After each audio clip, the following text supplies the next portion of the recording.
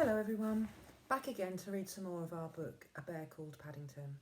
Now if you remember, last time I had my bear, Big Ted, my daughter's bear, Hamley, and we've got a new friend to join us today. This is one of my daughter's bear, but there's some very sad news. We can't remember his name. So I wondered if you guys would help us think of a suitable name for him. There he is. He's very cute, isn't he? And he's going to sit on my lap for the story today. Now, remember that there are some questions at the end, and those questions are on the Facebook page. You can pause the video at any time. Perhaps you might like to read the questions beforehand to give you a little help. Okay, can anyone remember what was happening at the end of the last chapter? Yes, that's right. Paddington was just about to have a bath. Okay, let's see what page we're going to go to. This page. Okay, here we go. Mr. Brown was fairly near the truth when he said Paddington was probably having the time of his life. Unfortunately, it wasn't in quite the way he meant it. Blissfully unaware that his fate was being decided, Paddington was sitting in the middle of the bathroom floor, drawing a map of South America with a tube of Mr. Brown's shaving foam. Paddington liked geography. At least he liked his sort of geography, which meant seeing strange places and new people. Before he left South America on his long journey to England, his Aunt Lucy, who was a very wise old bear, had done her best to teach him all she knew. She had told him about places that he would see on the way. She had spent many long hours reading to him about people that he might meet. It had been a long journey halfway around the world, and so Paddington's map was occupied most of the bathroom floor and also used up most of Mr. Brown's shaving cream. With the little that was left, he tried writing his name again and had several attempts and finally decided on Paddington, Paddingtun. It looked most important. It wasn't until a trickle of warm water landed on his nose that he realised that the bath was full and was beginning to run over the side. With a sigh, he climbed onto the side of the bath, closed his eyes, held his nose with one paw and jumped. The water was hot and soapy and much deeper than he had expected. In fact, he had to stand on tiptoe even to keep his nose above the surface. It was then that he had the nasty shock. It's one thing getting into a bath, it's quite another getting out, especially when the water comes up to your nose and the sides are slippery and your eyes are full of soap. He couldn't even see to turn the tap off. He tried calling out, "Help!" first in a quiet voice and then more loudly, "Help! Help!" He waited a moment, but no one came. Suddenly he had an idea. What a good thing he was still wearing his hat. He took it off and began bailing out the water. There were several holes in his hat because it was a very old one and once belonged to his uncle. But if the water didn't get much less, at least it didn't get any more. "That's funny," said Mr. Brown, jumping up from the armchair, rubbing his forehead. "I could have sworn that was a drop of water." "Don't be silly, dear. How could it be?" Mrs. Brown, busy with her knitting, didn't even bother to look up. Mr. Brown grunted and returned his newspaper. He knew he had felt something, but there was no point in arguing.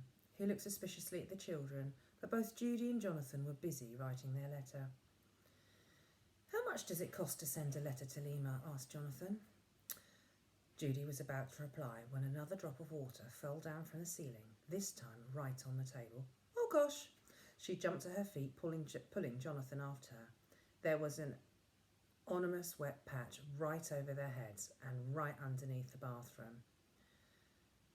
"Where are you going now, dear?" asked Mrs. Brown. "Oh, just upstairs to see how Paddington's getting on." Judy pushed Jonathan through the door and shut it quickly behind them. "Crikey," said Jonathan. "What's up?" "It's Paddington," cried Judy over her shoulder as she rushed up the stairs. "I think he's in trouble." She ran along the landing and banged loudly on the bathroom door. "Are you all right, Paddington?" she shouted. "May we come in?" "Help! Help!" shouted Paddington. "Please come in. I think I'm going to drown." "Oh, Paddington." Judy leant over the side of the bath and helped Jonathan lift a dripping and very frightened Paddington onto the floor. "Oh, Paddington, thank goodness you're all right." Paddington lay on his back in a pool of water. "What a good job I had my hat," he panted. "Aunt Lucy told me never to be without it." "But why on earth didn't you pull the plug out, you silly?" said Judy. "Oh," Paddington looked crestfallen. I never thought of that." Jonathan looked admiringly at Paddington. "Crikey," he said. "Fancy you making all this mess. Even I've never made much mess like this." Paddington sat up and looked around. The whole of the bathroom floor was covered in a sort of white foam where the hot water had landed on the map of South America. "It's a bit untidy," he admitted. "I don't really know how it got like that." "Untidy?" Judy lifted him to his feet and wrapped a towel around him. Paddington, we've all got a lot of work to do here before we go downstairs again." Excuse me. "If Mrs. Bird sees this, I don't know what she'll say." "I do," exclaimed Jonathan. She says it to me sometimes." Judy began wiping the floor with a cloth. "Now, you just dry yourself quickly in case you catch cold." Paddington began rubbing himself meekly with the towel. "I must say," he remarked, looking at himself in the mirror, "I am a lot cleaner than I was." "It doesn't look like me at all." Paddington did look much cleaner than he was when he arrived at the Browns. His fur, which was really quite light in colour, and dark brown. His fur, which was really quite light in colour and not dark brown as it had been, was standing out like a new brush, except that it was soft and silky. His nose gleamed and his ears had lost all traces of jam and cream. He was so much cleaner that when he arrived downstairs and entered the dining room some time later, everyone pretended not to recognise him. "The tradesman's entrance is at the side," said Mr. Brown from behind his paper. Mrs. Brown put down her knitting and stared at him. "I think you must have come to the wrong house," she said. "This is number 32, not 34. Even Jonathan and Judy agreed there must be some mistake. Paddington began to get quite worried until they all burst out laughing and said how nice he looked now that he was brushed, combed and respectable. They made room for him in a small armchair by the fire, and Mrs. Bird came in with another pot of tea and a plate of hot buttered toast. "Now, Paddington," said Mr. Brown, when they all settled, "suppose you tell us all about yourself and how you came to Britain." Paddington settled back in the armchair, wiped a smear of butter carefully from his whiskers, put his paws behind his head and stretched out his toes towards the fire. He liked an audience, especially when he was warm and the world seemed such a nice place. "I was brought up in darkest Peru," he began. Excuse me. "By my Aunt Lucy. She's the one that lives in a home for retired bears in Lima." He closed his eyes thoughtfully. A hush fell over the room, and everyone waited expectantly. After a while, when nothing happened, they began to get restless. Mr. Brown coughed loudly. "It doesn't seem a very exciting story," he said impatiently. He reached across and poked Paddington with his pipe. "Well, I never," he said. "I do believe he's fallen asleep." Chapter 3. Paddington Goes Underground. Paddington was very surprised when he woke up the next morning and found himself in bed. He decided it was a nice feeling as he stretched himself and pulled the sheets up around his head with a paw. He reached out with his feet and found a cool spot for his toes. One advantage of being a very small bear in a large bed was that there was so much room. After a few minutes, he poked his head out curiously and sniffed. There was a lovely smell of something coming under the door. It seemed to be getting nearer and nearer. There were footsteps, too, coming up the stairs. As they stopped by his door, there was a knock, and Mrs. Bird's voice called out, "Are you awake yet, young Paddington?" "Only just," called out Paddington, rubbing his eyes. The door opened. "You've had a good sleep," said Mrs. Bird, as she placed a tray on the bed and drew the curtains. "And you're a very privileged person to have breakfast in bed on a weekday." Paddington eyed the tray hungrily. There was half a grapefruit in a bowl, a plate of bacon and eggs, some toast, and a whole pot of marmalade, not to mention a large cup of tea. "Is all this for me?" he exclaimed. "If you don't want it, I can soon take it away again," said Mrs. Bird.